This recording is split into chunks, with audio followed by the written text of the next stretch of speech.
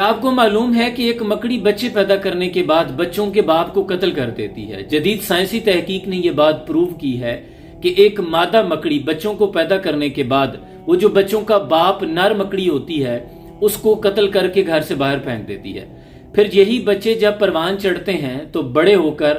اپنی ماں مکڑی کو مار دیتے ہیں اور گھر سے باہر پھینک دیتے ہیں۔ کس قدر ظالمانہ نظام ہے مکڑی کے گھر کا۔ اب آ جائیں قرآن کریم کی سورہ العنکبوت پر۔ عنکبوت عربی میں مکڑی کو کہا جاتا ہے۔ کیا وجہ ہے، کیا حکمت ہے کہ اللہ نے پوری سورت کا نام ہی مکڑی کے نام پر رکھ دیا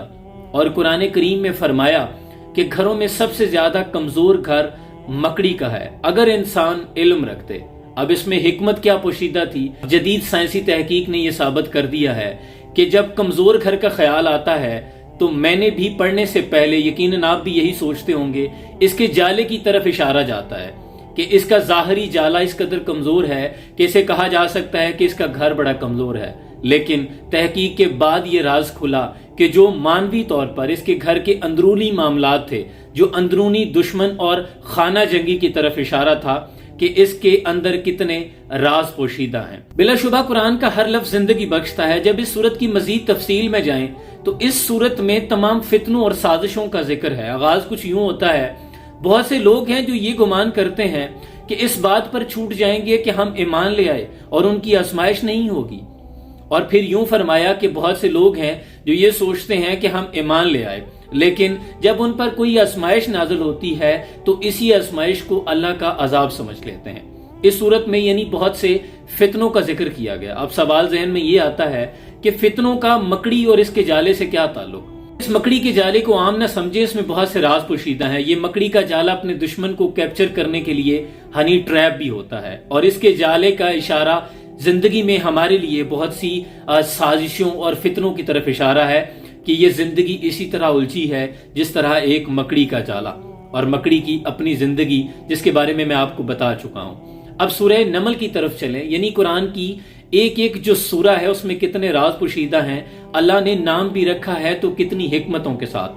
سورہ نمل، نمل عربی میں چینٹی کو کہا جاتا ہے۔ اب یہ بہت ڈیٹیل کے ساتھ ایکسپلینیشن ہے لیکن میں اختصار کے ساتھ تعارف کیے دیتا ہوں کہ جب حضرت سلیمان علیہ السلام اپنا لشکر لے کر نکلے، یہ قرآن کا ترجمہ ہے، تو ایک چینٹی دوسری چینٹی سے کہنے لگی کہ اپنے بلوں میں گھس جاؤ، حضرت سلیمان علیہ السلام کا لشکر آ رہا ہے، کہیں ایسا نہ ہو کہ تم رون دی جاؤ، یعنی مسل دی جاؤ۔ حضرت سلیمان علیہ السلام کو چونکہ زبانوں پہ عبور تھا، انہوں نے چینٹی کی آواز کو سن لیا اور اپنے لشکر کی ڈائریکشن کو چینج کر دیا۔ اب چینٹیوں کے پر جب ریسرچ کی گئی کہ ایک سورہ کا نام کیوں رکھ دیا گیا نمل، تو چینٹیوں کے بارے میں آتا ہے کہ ان کو بارش ہونے سے پہلے ہی خبر ہو جاتی ہے کہ بارش ہونے والی ہے، یعنی یہ ہوا میں نمی کے تناسب کو کیلکولیٹ کر لیتی ہیں، اور اسی سسٹم سے کاپی کیا گیا ہمارا جو نظام ہے جس کے تحت ہمیں بتایا جاتا ہے کہ بارش کی پریڈکشن ہے، بارش ہونے والی ہے۔ اس سسٹم کو ہائیڈروفالی کہتے ہیں جو چینٹی کے اندر موجود ہے، اور چینٹی جب راستے میں چلتے ہوئے آپ نے دیکھا ہوگا کہ چینٹی دوسری چینٹی کے منہ کے ساتھ منہ جوڑ کر آگے گزر جاتی ہے، یعنی یہ بات بھی نہیں کرتی، اس کے منہ کے اندر سے ایک سلائیوا سا نکلتا ہے، ایک مواد نکلتا ہے جو دوسری چینٹی کے منہ پر یہ مل دیتی ہے، اس میں ایک کوڈڈ میسج ہوتا ہے، دوسری چینٹی اسی میسج کو سمجھ آتی ہے کہ وہ چینٹی کیا کہنے والی تھی۔ یعنی یہ قرآن کی جو سورہ ہیں اس میں اس قدر حکمتیں پوشیدہ ہیں کہ انسان کی عقل دھنگ رہ جائے، اسی لیے حکم دیا گیا کہ غور و فکر کیا کرو، غور و فکر کے ساتھ قرآن کو پڑھا کرو۔ لیکن ہمارے معاشرے میں ہمیں بچپن سے یہی بتایا گیا کہ قرآن کو پڑھنے سے ثواب ملتا ہے، ایک حرف کے بدلے 10 نیکیاں ہیں، اتنا پڑھیں گے تو اتنا ثواب ہوگا۔ علماء حضرات ہمیں یہ تو بتاتے ہیں کہ حضرت یوسف علیہ السلام بہت حسین تھے، لیکن یہ نہیں بتاتے کہ وہ کون سی معاشی پالیسی تھی کہ 7 سال مصر کو قحط کا سامنا تھا لیکن ایک بھی بچہ بھوک سے نہیں مرا۔ ہمیں یہ تو بتایا جاتا ہے کہ حضرت سلیمان علیہ السلام کو اتنی دسترس تھی کہ جنات بھی ان کے تابع تھے، لیکن یہ نہیں بتایا جاتا کہ آپ کا ملک فلسطین جو کہ ایک انڈسٹریل اکانومی تھی اور ملکہ بلقیس کا ملک یمن ایک زرعی اکانومی تھی، ایگریکلچر اکانومی تھی، تو آپ نے فلسطین اور جو یمن تھا اس کے مابین ایک کانٹریکٹ سائن کیا تھا کہ اپنی سوسائٹی کو بہت خوشحال کر دیا تھا۔ ہمیں یہ تو بتایا جاتا ہے کہ حضور اکرم صلی اللہ علیہ وآلہ وسلم کے یہ کمالات تھے، آپ اس قدر حسین تھے، اور یقیناً بچوں کو یہ علم ہونا بھی چاہیے، لیکن ساتھ میں یہ کیوں نہیں بتایا جاتا کہ ایک ایسا معاشرہ جس کی طرف آپ کو معلم بنا کر بھیجا گیا، جہاں چھوٹی چھوٹی بات پر لوگ قتل و غارت کر دیا کرتے تھے، سروائیول کر رہے تھے، زندگی جینے کے لیے غلہ بھی نہیں تھا، لیکن ایک ایسی فلاحی مدینہ کی ریاست کا قیام کیسے ممکن ہوا کہ جس میں زکوٰۃ لینے والا کوئی نہیں بچا؟ کیا تھی حضرت عیسیٰ علیہ السلام کی نو وائلنس کی تحریک؟ وہ حضرت موسیٰ علیہ السلام کی حکمت عملی کیا تھی کہ اتنے بڑے فرعون کے خلاف اتنی بڑی آزادی کی تحریک اور ایک بھی شخص کا قتل نہیں ہوا؟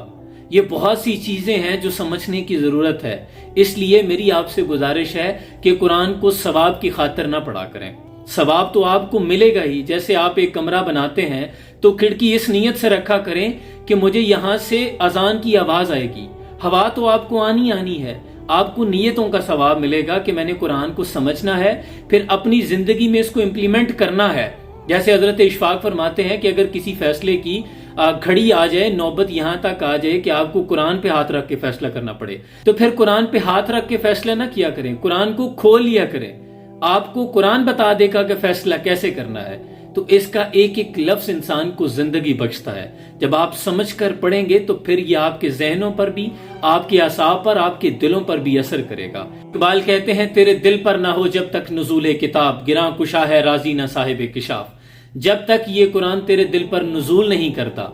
تب تک تو تفسیر رازی کا مطالعہ کر، تفسیر کشاف کا مطالعہ کر، تجھے کچھ سمجھ نہیں آئے گا۔ افسوس ہمارے معاشرے میں جب کوئی مرنے کے قریب ہوتا ہے تو روح اٹک جاتی ہے، تو کہتے ہیں اس کے سرانے سورہ یاسین پڑھو تاکہ اس کی روح آسانی سے نکل جائے۔ وہ قرآن جس سے ہم نے زندہ رہنا اور جینا سیکھنا تھا، ہم نے اسی قرآن سے مرنا سیکھا۔ اللہ کریم سے دعا ہے اللہ ہمیں قرآن کو صحیح معنوں میں پڑھ کر پھر تحقیق کر کے سمجھنے کی توفیق عطا فرمائے، اور اس پر پھر عمل پیرا ہونے کی بھی توفیق عطا فرمائے۔ بہت سا پیار، سلام پہنچے۔